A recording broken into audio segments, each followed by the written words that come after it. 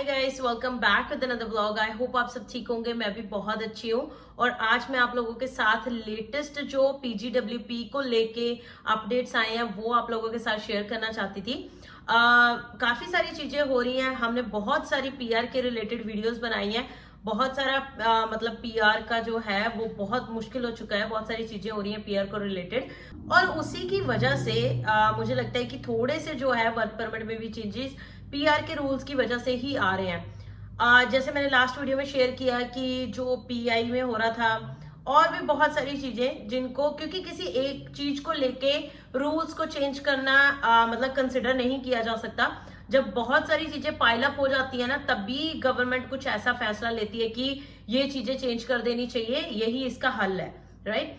तो मुझे लगता है कि ये जो सारी चीजें होती रहती हैं, उन्हीं बहुत सारी चीजें जब पाइलअप हो जाती है ना, पीआर के रूल्स जो इतने मुश्किल हो रखे हैं, मुश्किल उनके लिए हुए हैं जिन्होंने जो बेसिक जिनके पास एजुकेशन है, जो बेसिक कोर्सेज लेके कनाडा आते हैं और फिर उसके बाद अपना वर्क परमिट लेके। पहले की बातें कुछ और थी, पहले सब कुछ हो जाता था, तो अब की चीजें बहुत ज्यादा चेंज हो चुकी हैं। जो पीजीडब्ल्यूपी को लेके चेंजेस अभी आए नहीं है, ये जो चेंजेस मैं आपको बताने वाली है ये आ सकते हैं। मतलब अगर अनाउंसमेंट हुई है तो मुझे लगता है कि डेफिनेटली कुछ ना कुछ चेंज इसमें से जो इन्होंने बताया वो जरूर होगा।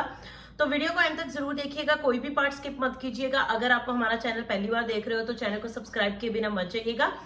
तो पीजीडब्ल्यूपी को लेके जो चेंजेस आ सकते हैं वो ये है, जब आपको मैंने बताया था कि हमारे इमिग्रेशन मिनिस्टर मार्क मिलर है, उनकी जो मीटिंग हुई थी बाकी के मिनिस्टर्स के साथ, उसमें कुछ और भी चीजें जो है डिस्कस हुई थी उस टाइम पे। तो क्योंकि कुछ भी अगर चेंज करना होता है ना, या फिर वो पीआर को रिलेटेड है या फिर वर्क परमिट को के रिलेटेड है, तो गवर्नमेंट जो इमिग्रेशन मिनिस्टर है वैसे तो वो अकेले फैसला ले सकते हैं, बट जो हर एक प्रोविंस के अपने पीएनपी रूल्स हैं उनको चेंज वो नहीं कर सकते हैं। वो पर्टिकुलरली हर एक प्रोविंस का अपना अपना डिसीजन होता है। इनफैक्ट फेडरल गवर्नमेंट भी यही बोलती है कि वो आपका डिसीजन होता है। इसीलिए जब कुछ ऐसा चेंज होना होता है तो बाकी सारी प्रोविंसेस को पूछना पड़ता है। तो 6-7 चीजें ऐसी हैं जो बाकी की प्रोविंसेस से बाय लेटर मार्क मिलर की तरफ से पूछी गई हैं वर्क परमिट के रिलेटेड, क्योंकि गवर्नमेंट ये रूल्स एनफोर्स करना चाहती है अब कि जो पीजीडब्ल्यूपी है, अभी तक तो पीजीडब्ल्यूपी जब हमने लेना होता है तो उसका कोई रूल नहीं है। रूल इन द सेंस कि जब भी हमारी स्टडी खत्म हो जाती है, हमें ग्रेजुएशन लेटर मिली, उसके बाद कंप्लीशन लेटर जिसको हम बोलते हैं, वो जब मिल जाती है तो हम अपना वर्क परमिट जो है अप्लाई कर देते हैं। बट अब गवर्नमेंट ये सोच रही है, प्रोविंसेस से जानना चाहती है कि जो भी वर्क परमिट लेने के बाद बाकी की प्रोविंसेस में काम कर रहे हैं, क्या वो स्टूडेंट की वजह से वहां की प्रोविंस की जो ऑक्यूपेशन की नीड्स है वो फुलफिल हो रही है। क्या जो मोस्टली स्टूडेंट्स हैं वो इन डिमांड ऑक्यूपेशंस में काम कर रहे हैं जिन चीजों की मतलब डिमांड है। अगर अब होगा क्या है कि जा तो गवर्नमेंट ऐसा करेगी कि जिन ऑक्यूपेशंस की डिमांड है, अगर किसी को उस ऑक्यूपेशन में जॉब मिल जाती है, जॉब लेटर मिल जाती है, देन फिर वो अपना जॉब लेटर आने के बाद अपना जो है पीजीडब्ल्यूपी है अप्लाई कर पाएंगे। नंबर 1 पे ये है, क्योंकि गवर्नमेंट चाहती है कि हो क्या रहा है कि इतने ज्यादा, क्योंकि अभी आपको पता है कि पहले भी न्यूज आई थी कि टेम्पररी रेजिडेंट्स को कम करना है। उसके बहुत सारे तरीके हो सकते हैं। तरीका तो सिर्फ यही बताया गया था कि जो टेम्पररी रेजिडेंट्स है अगर उनको पीआर कर दिया जाए तो टेम्पररी रेजिडेंट्स की गिनती कम हो जाएगी, बाहर से लोगों को बुलाना बंद कर दिया जाए, टेम्पररी रेजिडेंट्स की गिनती जो है कम हो जाएगी। बट गवर्नमेंट अभी ये भी कंसिडर कर रही है कि जो स्टूडेंट्स हैं, जब तक तो वो स्टूडेंट है, उसके बाद कुछ ऐसे रूल्स एंड रेगुलेशंस एनफोर्स करेंगे वो आपको वर्क परमिट लेने के लिए। वर्क परमिट लेना इतना सिंपल नहीं रहेगा कि आपने स्टडी खत्म करी वर्क परमिट ले लिया।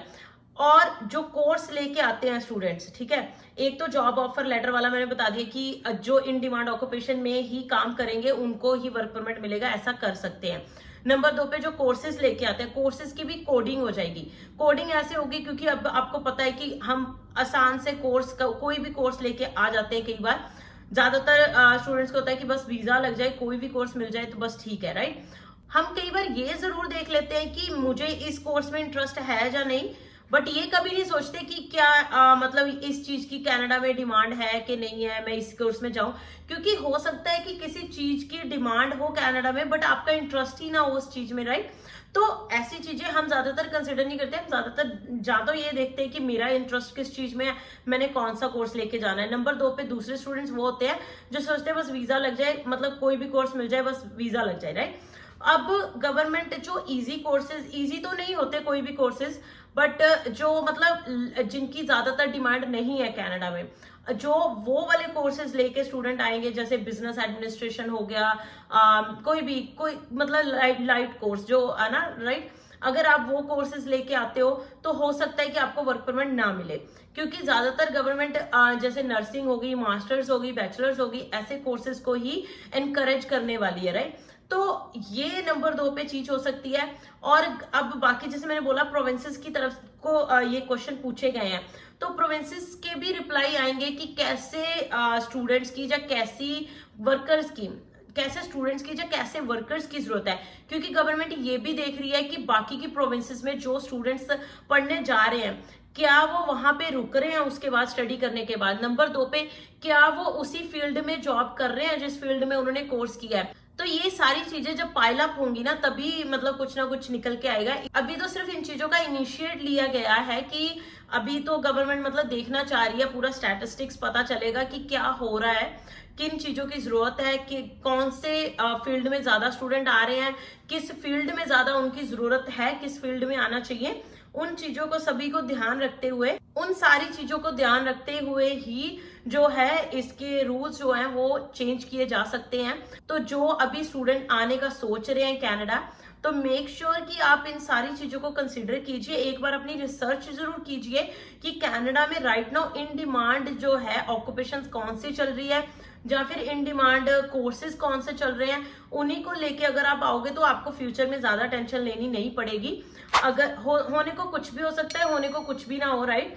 बट अगर कुछ ऐसा चेंजेस आ गया तो बहुत सारा नुकसान आप लोगों को झेलना पड़ सकता है। तो कीप दैट इन माइंड कि अगर आप आ रहे हो तो ये सारी चीजों को ध्यान में रखते ही अपना कोर्स सिलेक्ट कीजिएगा।